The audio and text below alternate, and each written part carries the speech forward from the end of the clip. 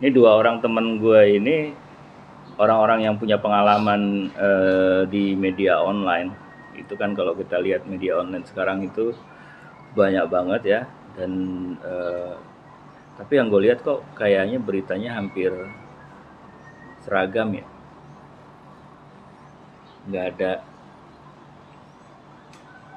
angle yang spesifik yang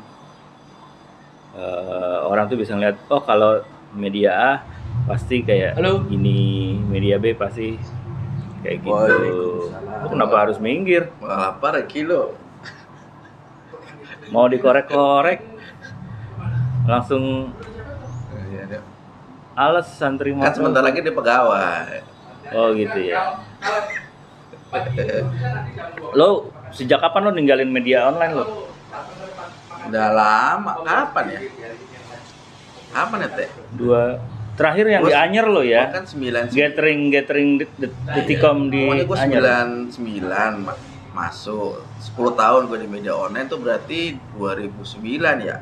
2009 2010 ya berarti udah. Enggak lah, lo 2010 terakhir lo vice president lo. Iya 2010 terus gue resign kan. Iya. 2010 berarti sekarang udah 12 tahun. 2000 berapa sih? 2021 sekarang ya? 2021. 11 tahun. Gitu. Sebentar lagi 2024 rame nih. Itulah makanya. Sekarang aja udah rame nih. Ini saatnya kita. Kayaknya orang-orang politik tuh udah mulai nempel media online nih buat. Iya, dan nanti semua media online jadi seragam beritanya. Gitu kan. Bikin dong media rakyat.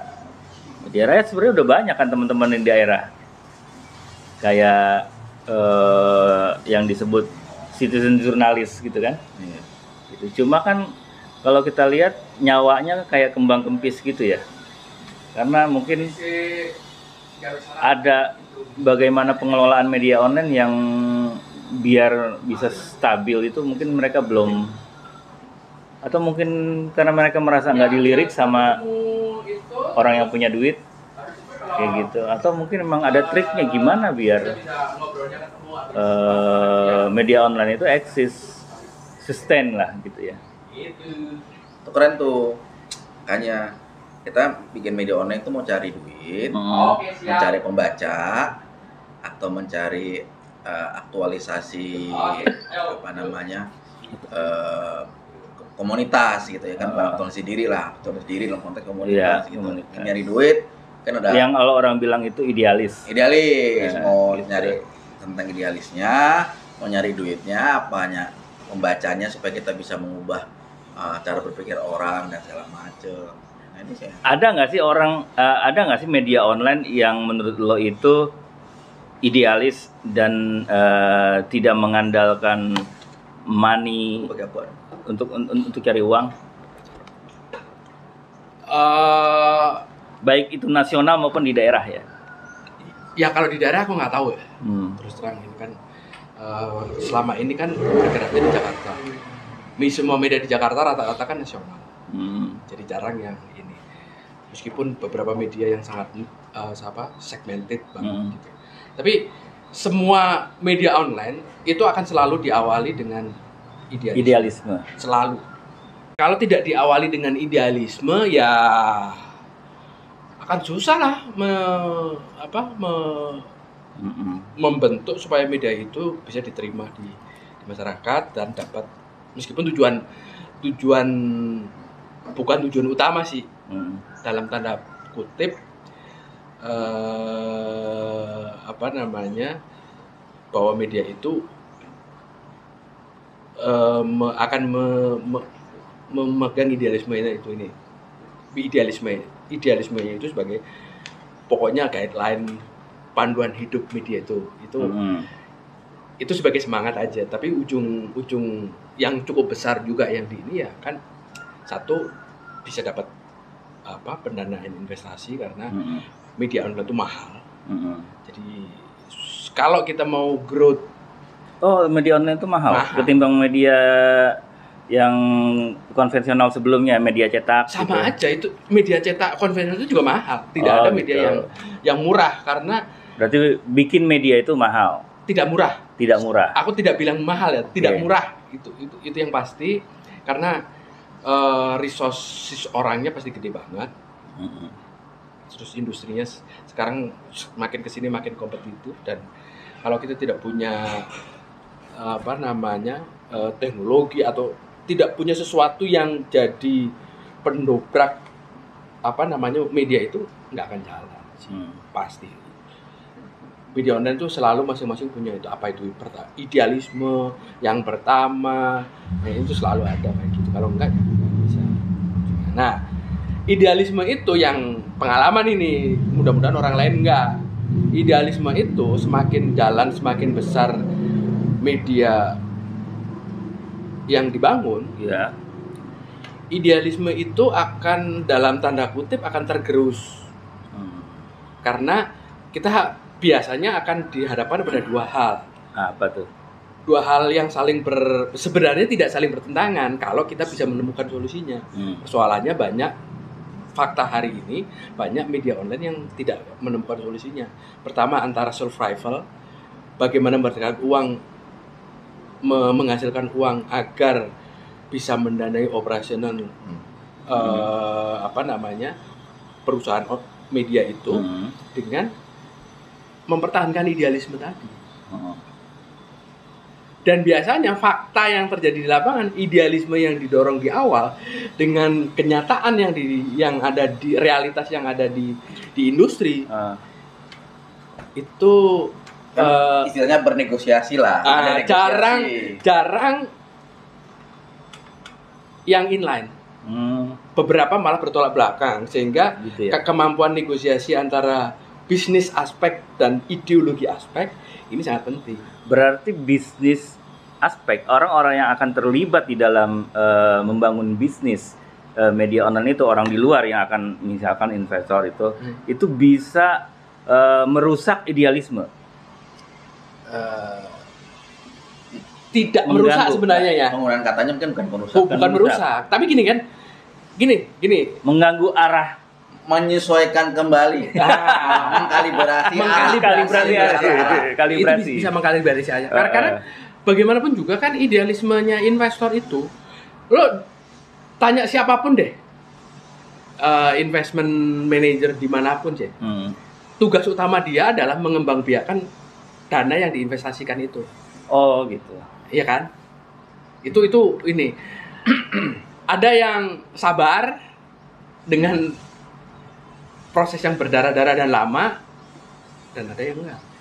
Tapi kan secara ekonomi yang namanya investment itu ada hitungannya, ada waktunya, ada berapa yang mesti kembali dan lain-lain.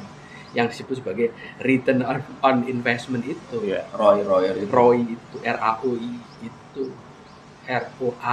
ROI itu. Tapi misalnya nih, mungkin nggak sih kayak gini. Jadi ini kalau ujungnya ya, konklusinya ya, jump into conclusion ya. Gue cari duit supaya eksis. Yeah. Ini jurnalis atau wartawan atau pekerja media yang di media online, ya kita nggak jemput semuanya media online. Perlu makan, perlu digaji, kalau nggak, gimana memaintain idealisme kalau lu perut lu lapar kan gitu ya. Ya harus tetap bekerja dan segala macam. Butuh duit, oke. Butuh duit kalau di media online salah satunya adalah iklan. Kalau lu iklan berarti lu cari membaca, gitu dong. Pertama lu pasang iklan nggak ada yang baca, nggak ada yang ngeklik, nggak ada view dan segala macam. Selama itu yang dikejar, maka lu gimana caranya buat berita yang menarik. Dan karena sebagian dari masyarakat kita suka baca-baca artikel, ngeklik artikel yang gitu deh, gitu ya, yang clickbait segala macam, maka dibuatlah artikel-artikel judul-judul yang remeh-temeh, tanda kutip.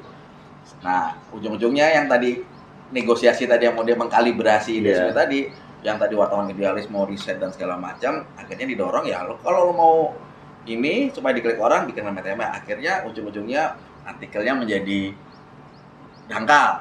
Iya, dangkal. Tapi pembacanya suka, tapi pembacanya jadi nggak pinter, tapi yang penting ada duit. Itu jadi kayak lingkaran setan gitu nggak sih? Ya betul, itu kalau di pengalamanku itu kayak fenomena snowball.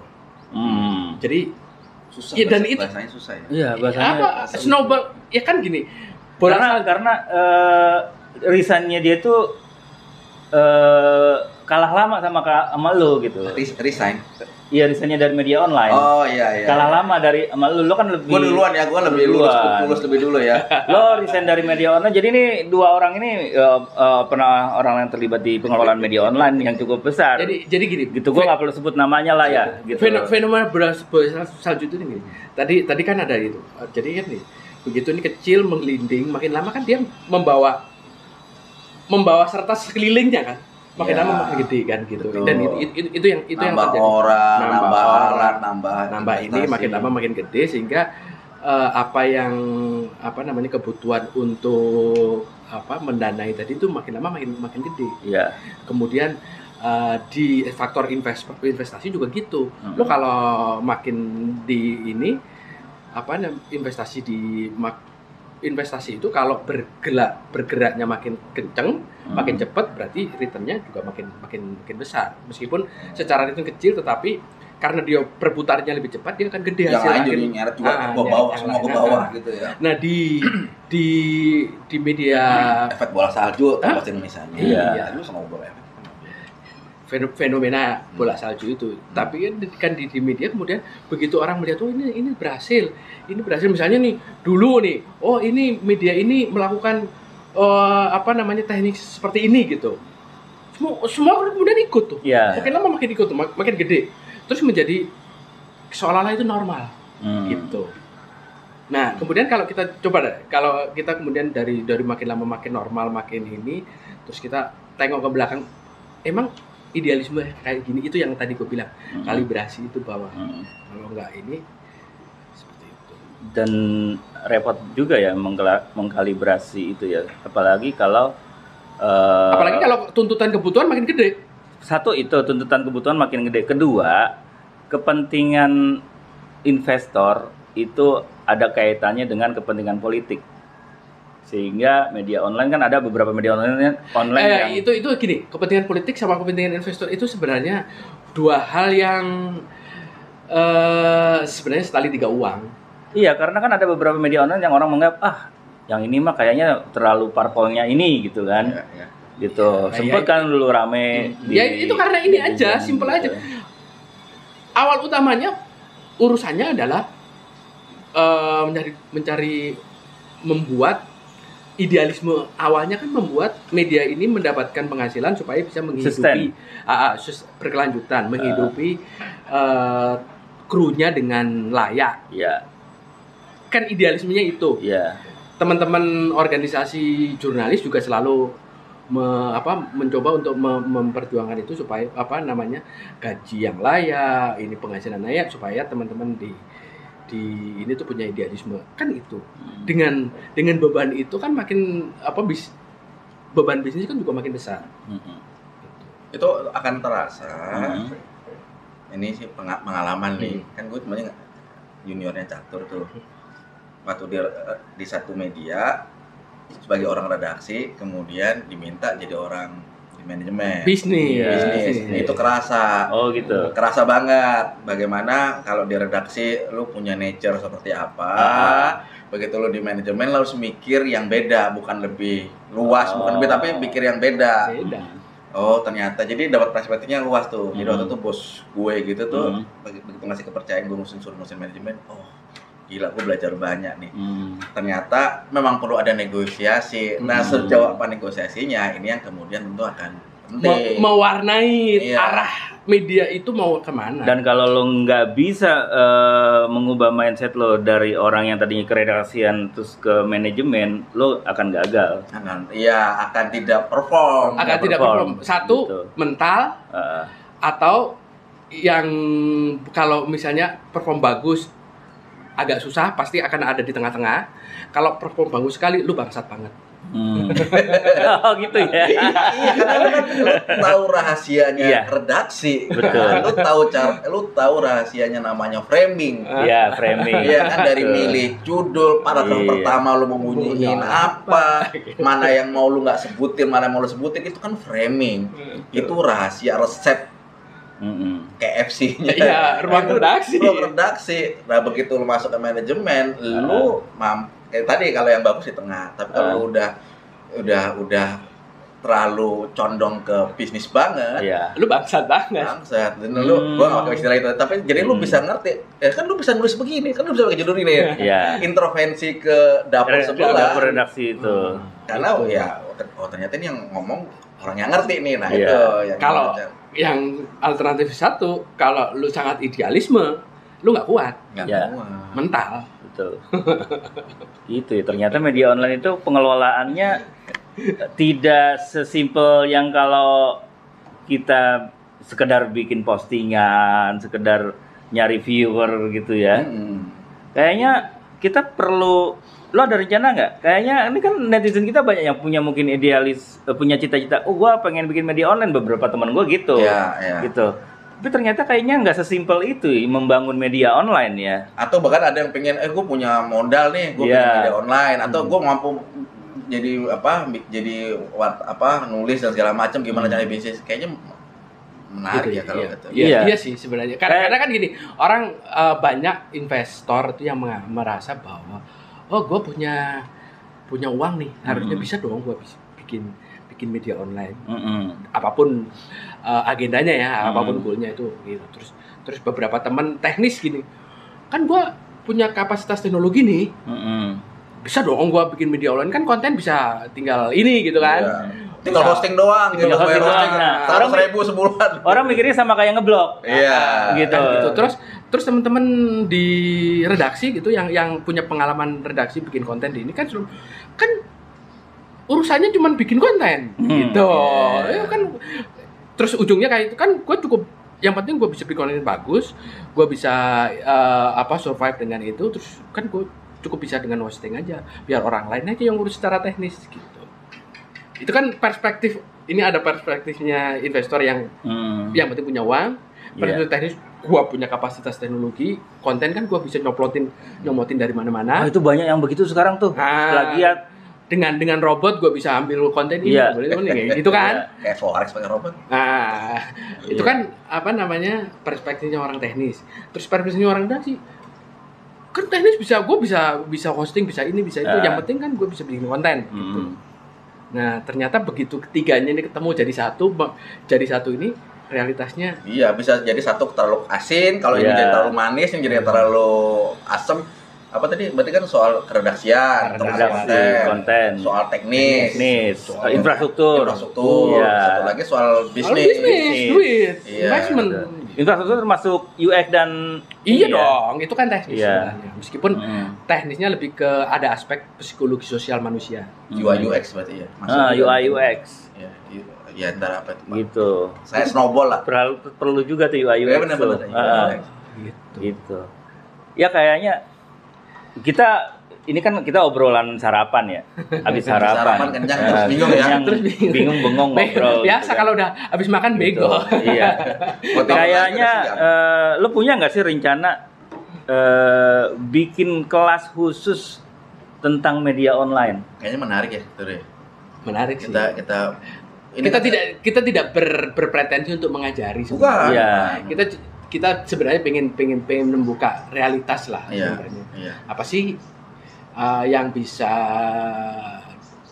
pertimbangan-pertimbangan apa yang orang perlu tahu?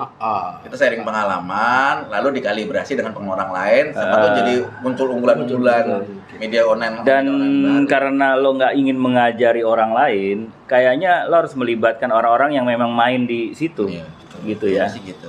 Di media online ya. Jadi kayaknya kita perlu buat terstruktur gitu ya. Iya. Kayak kalau di ICTWatt kan ada beberapa kelas belajar tuh. Nah, di ICTWatt kan ada belajar.ictwatt.id dan itu banyak kelas. Kayaknya kita bikin bisa di situ loh ya. Khusus ya. Jadi belajarnya lewat itu online gitu. Lewat ini tapi terstrukturin kan biasanya kita sering ngobrolin kayak gini, cuman kan ngobrolinnya nggak terarah gitu. Ya, pokoknya sekarang gini lah. Kayak gini tiba-tiba nyambung gini, nyamber sono, nyamber sini. Kita kan ngobrol kayak gini karena nggak ada kopi nih. Gitu. Kurang ini ya. Iya, kurang. Bapak rumah tangganya gitu. Kurang ini ya. Nggak sensitif ya. Habis kejadian sih. Hanya ngerem yang bener. Iya. Jadi kemarin kita latihan gimana bawa mobil di turunan nggak pakai rem. Itu dia yang bawa. Untung ada mobil bilang bisa jadi rem ya. Untung ada apa? Ada bumper, kanvas rem di depan kita. Kanvasnya dalam bentuk mobil juga kita tabrak deh. Gitu. Kita ini accident, rem kita tadi blong dan kita nabrak mobil di depan kita ini. Jadi bahas gituan sih lo. Ya namanya juga obrolan di meja sarapan. Oke, kalau gitu teman-teman nanti tungguin aja ICT Watch atau internetsehat.id Instagramnya itu akan bikin konten khusus buat teman-teman yang pengen mengelola media online ya, mulai dari basic ya, fundament berarti ini ya, fundamental gitu. Ya. Dan yang bicara nggak cuma mereka berdua, tapi memang akan melibatkan orang-orang yang memang capable dalam pengelolaan media online, termasuk dari sisi tadi ya, teknis, redaksi, konten atau redaksi, dan yang juga penting adalah dari bisnis model. Bisnis modelnya kayak mana? Tiga pilar itu ya, itu biasanya tubuhkan tuh. Nah, itu gitu ya. Capek deh. Itu kayaknya dinamika dalam satu tubuh media online di situ-situ aja tuh ya. Sumbu XYZ itu. Itu yang gitu menentukan ya. Arah lo media online-nya mau take off kemana. Jadi nggak semudah ngeblok ya. Gitu. Dan nggak semudah bikin vlog kayak gini nih. Ini juga sulit loh. Gitu. Sulit gimana? Tahu nggak, bikin begini aja. Pertama lu harus mikirin gagasannya. Iya. Ada dong. Ada. Alatnya, ya kan. Kemudian lu mau mikirin monetize atau enggak kan itu. Itu aja udah satu pemikiran sendiri. Oke, gue nggak mau monetize, gue yang penting segala macam. Itu udah tiga komponen. Betul. Tetapi kalau ngomongin media online mau yang serius, ya komponen itu distrukturkan karena ya itu tadi. Begitu jadi institusi lu berhubungan dengan nasib orang lain soalnya. Iya, yang lu sendiri ya. Dan poin yang tadi kita bicarakan dan juga akan lu berdua bangun sebagai kelas nanti adalah bagaimana mengkalibrasi 3 pilar itu ya. Kita nggak ngasih tahu bahwa gulanya harus 20% gitu, enggak. Tapi kita kasih tahu lu gula ini harus ada komponen ini, cara ngukurnya begini, terserah lu rasanya apa. Kan selera ya. Selera sama dengan warung kopi kan. Warung kopi itu kan nggak ada yang resep. Oh, kopinya harus sekian gram, airnya sekian gram, susunya sekian gram, kan nggak bisa. Masing-masing orang beda. Terus kemudian kopinya juga tiba-tiba pakai kopi jenis yang lain beda ukurannya tuh. Gitu sama. Oke deh, gitu. Ini kebetulan memang kalau orang yang belum kenal, tadi kan gue bilang ngomongin resign gitu. Dua orang ini ya pernah mengelola media online. Ya. Resignnya udah lama. Lo resign tahun 2010 ya? 2010. Dan terakhir jabatan lo sebagai Vice President ya? Vice President lo goblok. Keren banget lo. Temennya Presiden Taksi udah. Iya, Presiden Taksi, Vice President sejajar lah itu ya. Nah kalau lo resign tahun berapa? 4 tahun yang lalu. 4 tahun yang lalu ya. Itu terakhir jabatan lo? CTO, Chief Technology Officer. Tapi dia kayaknya nggak lama lagi bakal ada yang narik ya. Gua nggak paham. Tapi itu nggak usah dibahas. Gua udah lulus, dia mau lanjut kuliah lagi ceritanya. Dia udah 4 tahun nganggur. Kalau lo kan udah berapa puluh tahun nganggur kan sebagai orang media online gitu. Kayaknya masih ada yang tertarik. Masih pakai ilmunya berarti ya. Tapi kalau gue denger bocoran gitu ya, gue pernah denger bocoran kan. Lo berdua ini kan tetap ada orang-orang jaringan lama lo yang memang pengen narik agar lo kembali ke dunia itu kan? Iya, karena ada ya mungkin karena cuma sesimpel karena meracik antara gula, asam sama itu tuh nggak banyak orang bukan nggak sanggup ya, tapi belum banyak orang yang mau di level itu karena itu complicated. Betul. Ibarat warung kopi mungkin ada barista yang memang udah mampu meracik dengan racikan yang oke, dan ada yang masih biasa. Atau dia gitu. pengen spesialis aja, gue maunya di redaksi, dia akan jadi sangat jago banget. Gue maunya bisnis banget, atau gue di teknis banget. Tapi yang kemudian generalis itu yang agak jarang orang mau, karena generalis kadang-kadang duitnya dikit ya tuh ya. Iya kan?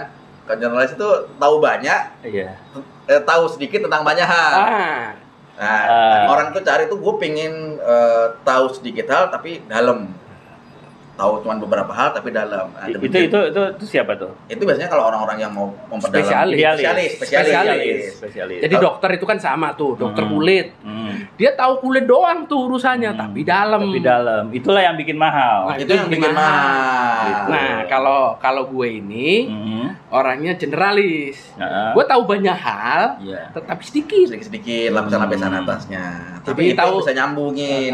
Tahu sedikit tentang banyak hal, sehingga kalau sana ngomong gini, sini ngomong gini, kira-kira ini nyambungnya ke sini dong. Makanya nih tadi saya yang bikin ini ini generalis kan, ya dia bisa lah bikin telur pakai air doang, pakai poached egg gitu, meskipun ininya berantakan. Tapi lumayan lah buat kita sarapan itu. Gitu. Kalau buktinya nggak kemakan tuh satu. Kenapa bisa begitu? Gitulah. Gitu. Tapi yang jatah kita habis semua. Kenyang kita. Gitu. Oke, nanti ketemu di kelas online. Nanti update-nya ada di Instagramnya internetsehat.id ya. Kelasnya tuh kapan? Kita buka. Jangan dikasih tahu sekarang. Jadi kayak iklan ya kita ya. Padahal ngobrol begitu aja ya. Itu karena mempromosikan ya. Pertama organik. Oh iya. Orang-orang yang sudah organik, yang tidak settingan segala macam, langsung terkerja. Jadi nggak perlu di setting itu biasanya muncul aja gitu. Pengalaman seiring dengan menuanya usia. Padahal gua tidak merasa tua loh. Kalau lo nggak juga sih. Enggak, gua mau ngomongin tadi usia tua itu berpengaruh dalam hal bagaimana mengelola rem.